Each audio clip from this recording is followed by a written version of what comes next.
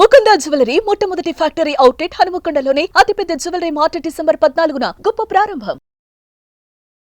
నమస్తే రమ్మగారు. నమస్తే జయ. ఏదైనా చందమామ కథ చెప్పండి రమ్మగారు. 70స్లోనో 80స్లోనో వచ్చి ఉంటుంది. మంచి కథ ఒకటి చదివాను, బాగుంటుంది కథ. ఒక ఊళ్ళో ఓ రామనాథం గారిని ఒక ఆయన ఉండేవారు, భార్య భర్త. ఓకే. అయితే రామనాథం గారికి ఏవో పాట పాడుకుంటూ ఉండేవాడు, సంగీతం మీద ఆసక్తి. వాళ్ళ ఆవిడ చెవులు మూసుకునేది. ఇష్టం లేకనా? ఎంతసేపు ఇలా పెదాలు పాడతావు అనేది, నువ్వు నీ పాట అనేది. చుట్టుపక్కల వాళ్ళు కూడా ఏం పెద్ద ఆసక్తిగా చూపించేవాళ్ళు కాదు.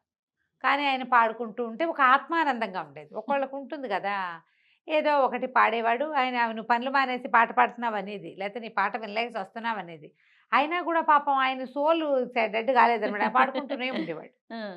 అయితే ఏమైందట, ఆయన పాటని పెద్దగా పరిగణనలోకి తీసుకోగలిగే పాటగా ఎప్పుడూ లేదు ఆయన జీవితంలో. చుట్టుపక్కల వాళ్ళు అలాగే లలాయి పదాలు పాడతాడు అలా అనేవాళ్ళు. అయితే ఏమైందట, ఒకనాడు వాళ్ళ ఆవిడేదో పక్క ఊరికి వెళ్తే ఒక సాయంకాలం ఏదో కొంచెం అన్నం వండుకున్నాడు, ఆవు అని ఏదో పాట పాడుకుంటున్నాడు. దారిన ఒక ముగ్గురు పెద్దవాళ్ళు వెళ్తున్నారు. ఈ వెళ్ళేవాళ్ళు చీకటి పడిపోయింది, తలుపు కొట్టారు.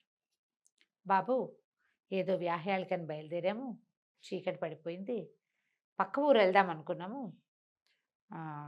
ఈ రాత్రికి మీ ఇంట్లో ఆశ్రయం ఇస్తారా అంటే, అయ్యో దానికేం బాబు, రండి పడుకుందరు కానీ రండి అన్నాడు. ఏమైనా తిన్నారా అంటే ఏమీ తినలేదన్నారు. సరే, అయ్యో మా ఆవిడ ఉంటే వంట చేసి పెట్టేది, సరే ఏముందిలేండి నేను కూడా ఏదో కాస్త వండి పెడతాను, ఒక ముద్ద ఉడికేస్తా, వద్దన్నారు వాళ్ళు. వద్దులే బాబు, ముందు మగవాడివి నువ్వేం చేయకాల్చుకుంటా అంటే, పర్వాలేదండి పర్వాలేదు కూర్చోండి అని ఏవో మంచినీళ్ళు ఇచ్చి, కాస్త తాగడానికి పలసగా మజ్జిగిచ్చి, వంటిట్లో కూర్చొని నిదానంగా కాస్త బియ్యం పొంగించాడు, ఒక గిన్నెడు చారు పెట్టాడు, ఏదో నలకంత కూర లాంటిది ఏదో వేయించాడు. ఈయనకి ఏంటంటే ఏదైనా పని చేస్తుంటే ఊ ఊ అంటాం అలవాటు. సాగదీస్తాడు, కూనరాగాలు తీస్తూ పని చేస్తాడు. అదే అటా అటా అటా అటా పాడుకుంటూనే ఉన్నాడు. ఈ బయట కూర్చున్న ముగ్గురు పెద్దవాళ్ళు ఆ పాట వింటూ ఉన్నారు. ఉండేసరికల్లా బయటకు వచ్చాడు, ఆకులు వేశాడు, విస్తలేసి వడ్డించబోతే, బాబు ఏమిటో పాట పాడుతున్నావు, ఓసారి పాడబోయి బాగా వింటామన్నారు. సిగ్గుపడ్డాడు ఇతను రామనాథం గారు. అబ్బాయి అంత గొప్ప పాట కాదండి, మా ఆవిడ ఉంటే ఈ పాటికి ఎన్ని అర్పులు వచ్చేదో నా మీద అంటే, కాదు కాదు వినడానికి చాలా బాగుంది, నువ్వు ఆత్మానందంతో పాడుతున్నావు, పాడు పాడు ఏం పర్వాలేదని అన్నం వడ్డిస్తుంటే పాడమన్నారు. ఇది ఉత్సాహం, ఎవరైనా బాగుంది బాగుంది అంటే ఉత్సాహం వస్తుంది. ఈయన చక్కగా బోల్డ్ పాటలు పాడాడు, వాళ్ళకి అన్నాలు వడ్డించాడు, పక్కలేసాడు, కంచా ఆకులు తీశారు వాళ్ళే. ఇతను ఇల్లు ఆకులు సర్దుకున్నాడు. మరి వంట వడ్డితే వంట అంతా వెనక్కి సర్దుకోవాలా, అక్కడి నుంచి పక్కలేసాడు. వాళ్ళు పడుకునేదాకా పాడుతూనే ఉన్నాడు. ఉత్సాహం వచ్చింది. పడుకున్నారు. పడుకున్నాక తెల్లవారుజామున వెళ్ళొస్తాం బాబు, మేము పొద్దునే వెళ్ళిపోతాం అన్నారు. అంటే అలాగేనండి అని, ఏదైనా కోరుకుంటే చెప్పునైనా, ఏదైనా అడుగు, నీ పాట మాకు చాలా నచ్చింది, నీకు అసలు నీ మనసులో ఏముంది కోరిక అని అడిగారు. అడిగేసరికల్లా ఏం కోరిక ఉంటుందండి, ఎప్పటి నుంచో ఒక మంచి వీణ కొనుక్కోవాలని కోరిక నాకు, అది ఎట్లా చక్కటి స్వరం ఉన్న వీణ కావాలి, ఇది నేను పాట పాడితేనే మా ఆవిడ తిట్టిపోస్తుంది, చుట్టుపక్కల వాళ్ళు ఎవరు హర్షించరు, వీణ ఏం చేసుకుంటాను నేను, కానీ ఆ వీణ మీద మనసండి నాకు అని చెప్పాడు. ఓహో బాగుందనుకున్నారు, పడుకున్నారు. తెల్లవారేసరికి వాళ్ళు వెళ్ళిపోయారు. కానీ వాళ్ళకి పక్క వేసిన ప్రాంతంలో ఒక చక్కగా బంగారు మెరుగులేంతున్న వీణ మాత్రం కనపడింది.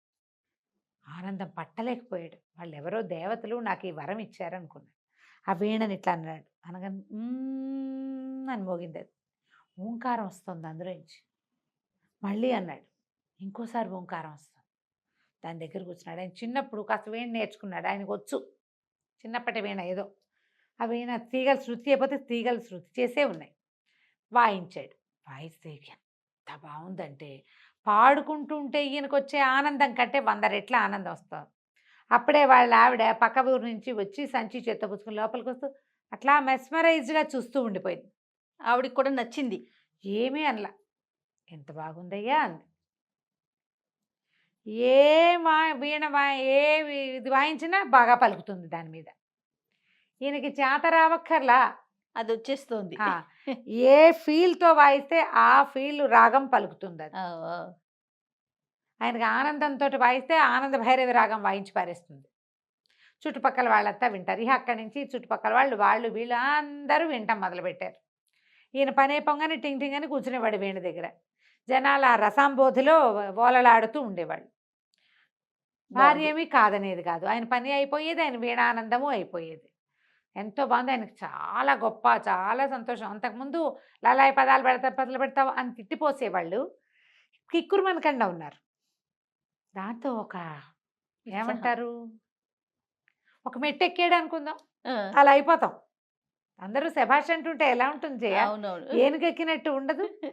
ఆనందంతో అలా ఆనందంతో ఎక్కాడు.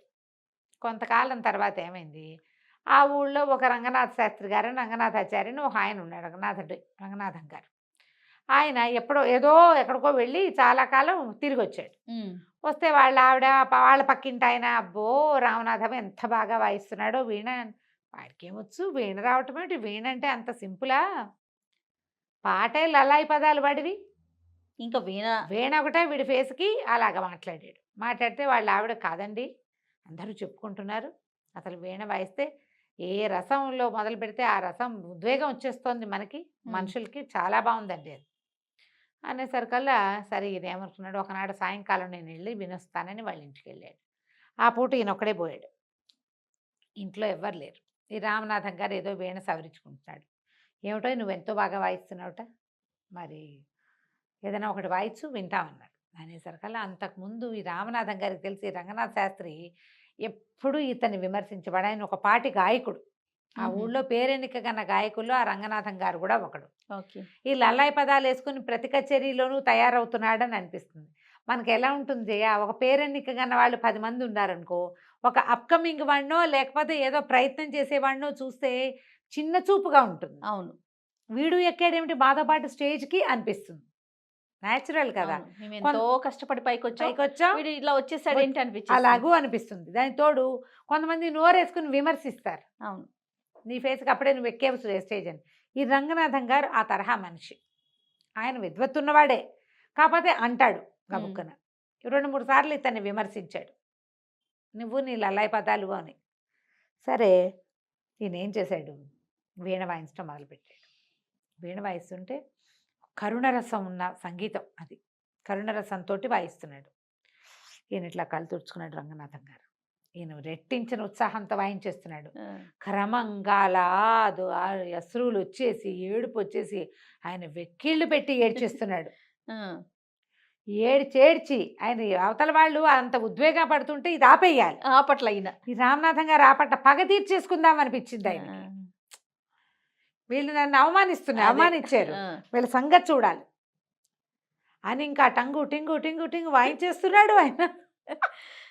ఈయన పిచ్చెక్కినట్టు ఏడ్చాడు, శోకాలు పెట్టి ఏడ్చి స్పృహ తెప్పి పడిపోయాడు. ఓకే. అప్పుడు ఆపాడు. ఆపేసరికి చుట్టుపక్కల వాళ్ళు చేరారు, అయ్యో రంగనాథం గారు పడిపోయాడని ఈయన లేవ తీసుకుపోయారు. ఈయనకు ఒక పగ తీరిన ఒక భావన వచ్చిందనమాట. వీణ పక్క పెట్టాడు, నిద్రకు ఉపక్రమించాడు. తెల్లవారేసరికి వీణ లేదు, మాయమైపోయింది. పొద్దున మళ్ళీ 11 గంటలకి జనాలు వీణ వినడానికి వచ్చేసరి పని అయిపోయాక, ఏది వీణ, వినే లేదు. వీణ ఇంట్లో నుంచి మాయమైంది. ఓ, అప్పుడు రామనాథం గారు చెంపలేసుకున్నాడు, నాది పొరపాటు, ఆత్మానందం కోసం నేను పాడుకుంటున్నానని సంతోషించి ఆ గంధర్వులో ఎవరో నాకు ఆనందంగా ఉంటానని వేణిచ్చారు, నేను నా పగ తీర్చుకోవడానికి సాధనాన్ని చేసుకున్నాను దాన్ని. ఆయన దుఃఖపడుతుంటే కూడా నేను ఆపకుండా ఆయన స్పృహ తప్పిపోయేలాగా చెయ్యాలని పగ నాది. దేవతలు ఎప్పుడూ వాటిని సమర్థించరు. నువ్వు సంతోషంగా ఉండు, నీ సంతోషం కోసం ఏమైనా ఇస్తాం, నీ సంతోషం పక్కవాడి దుఃఖానికి కారణం కానే కాకూడదు. అందుకని ఆ వీణ మాయమైపోయింది. చిత్రవీణ చిత్రంగానే మాయమైపోయింది. ఆ తర్వాత ఆయన పాడడం కూడా మానేశాడు. కథ కంచికి మనం ఇంటికి. భలే ఉంది రమ్మగారు, చాలా బాగుంది, మంచి కథ కదా. అవునండి. నమస్తే. నమస్తే.